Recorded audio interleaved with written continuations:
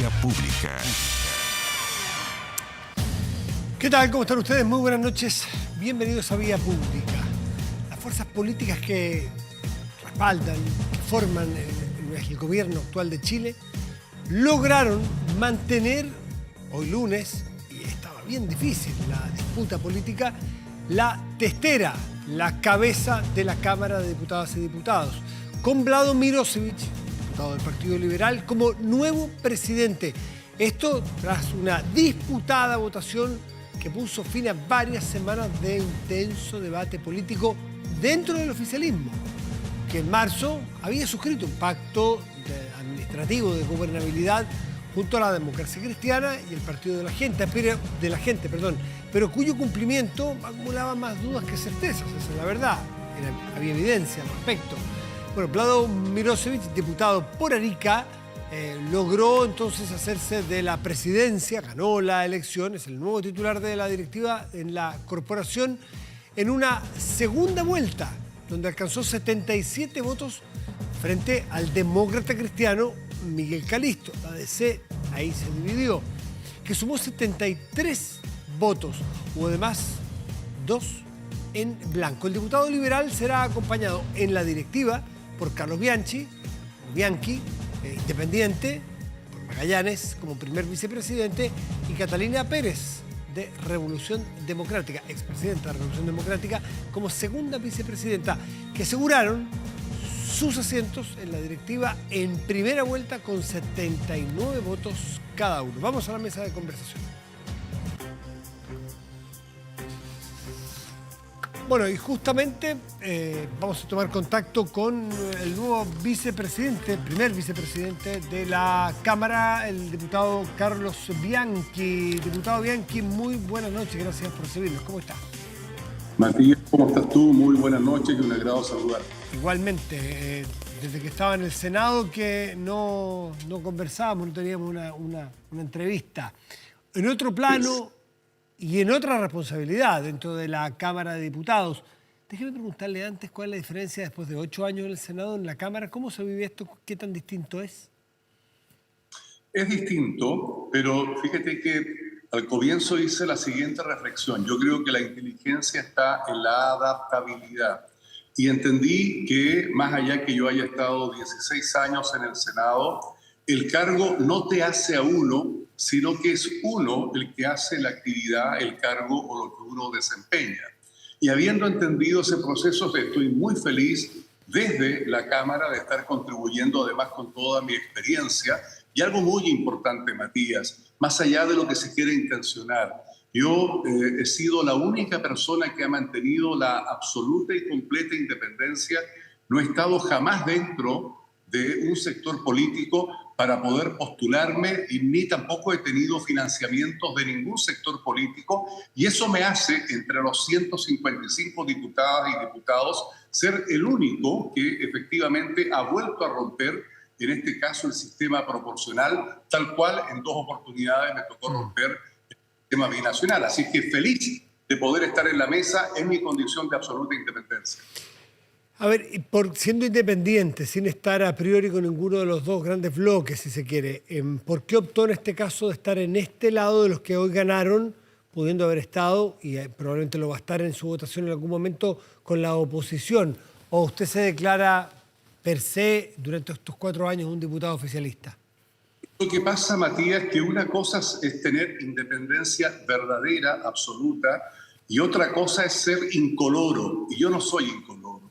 Efectivamente, soy una persona de una centro-izquierda que tiene un juicio, un criterio en avanzar en materias sociales que es muy difícil tomarla desde la derecha, que tienen otras defensas, tienen otras prioridades. Eso a mí, si bien me puede resultar absolutamente respetable, no me interpreta y, bueno, desde la perspectiva que te he señalado, estoy funcionando desde esta centro-izquierda para poder, además con independencia, entregar garantías de un trabajo desde la mesa absolutamente imparcial, y que lo que busco, Matías, no es otra cosa que ponerle seriedad, poner la responsabilidad y de una buena vez avanzar en los temas prioritarios de la gente.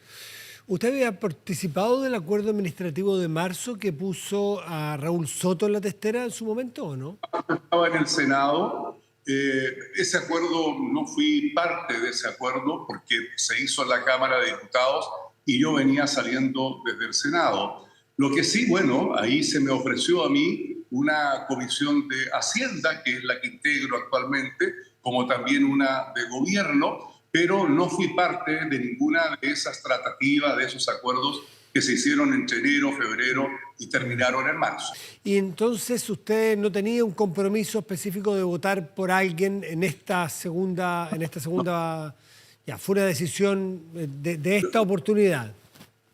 Lo que pasa, Matías, que yo creo, por lo menos nos conocemos ya años suficientes y me ha tocado estar en otras instancias contigo y yo toda la vida he señalado que aunque cueste creerlo, yo respondo de acuerdo a los proyectos de ley y de acuerdo a los méritos de cada proyecto de ley.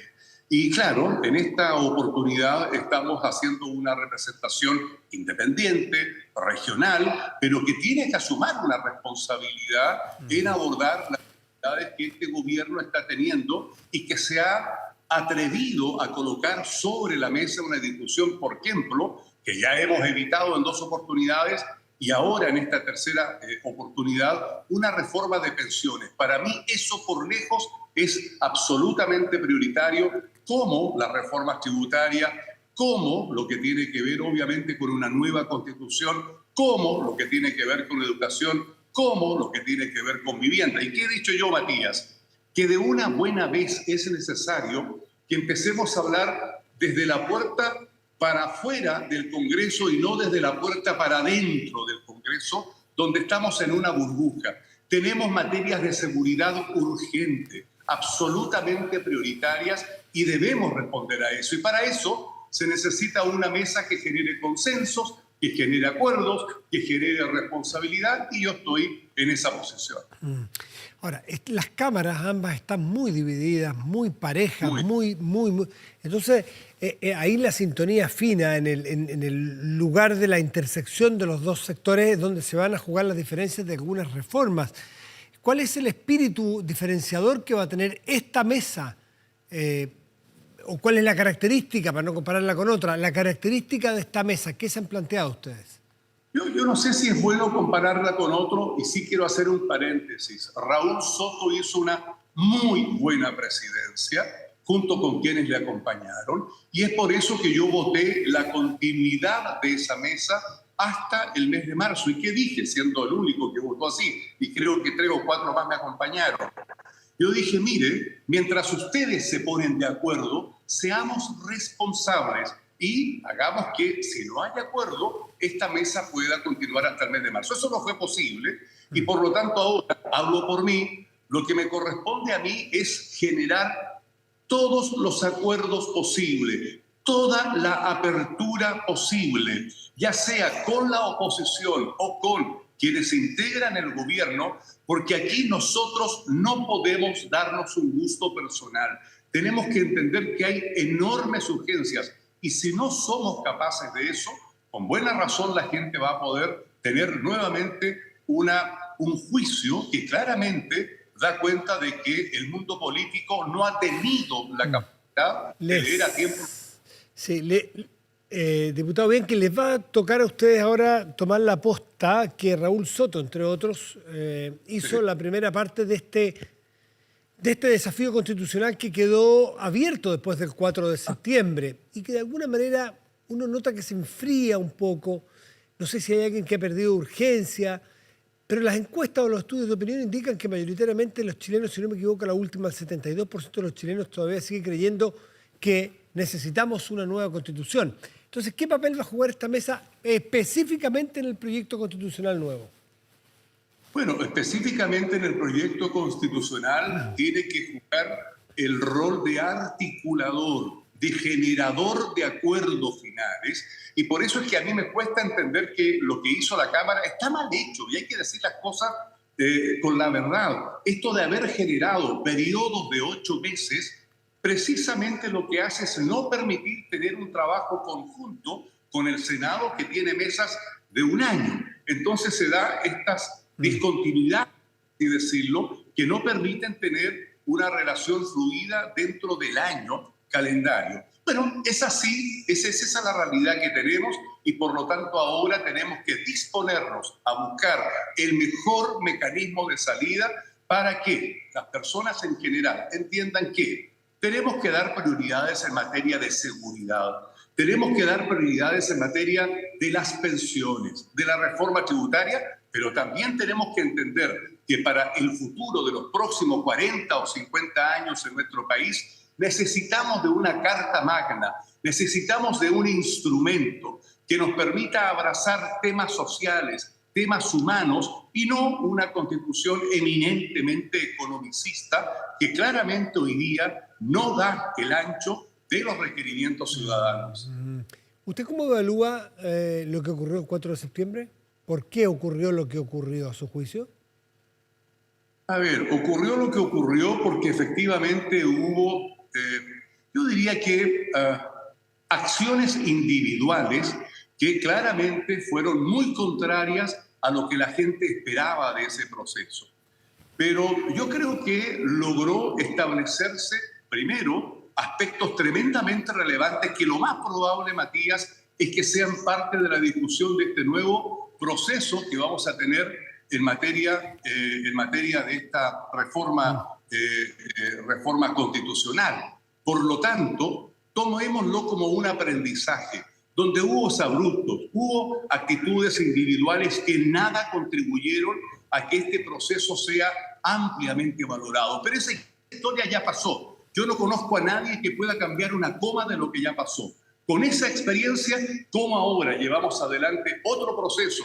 Desgraciadamente, esa es la realidad que tenemos que... A su juicio, diputado, a su juicio, ¿fallaron esos exabruptos personales, que fueron actos incluso bien ridículos, bien atentatorios contra el respeto al otro, o tenía que ver con la profundidad del texto que no tomó sintonía con la población?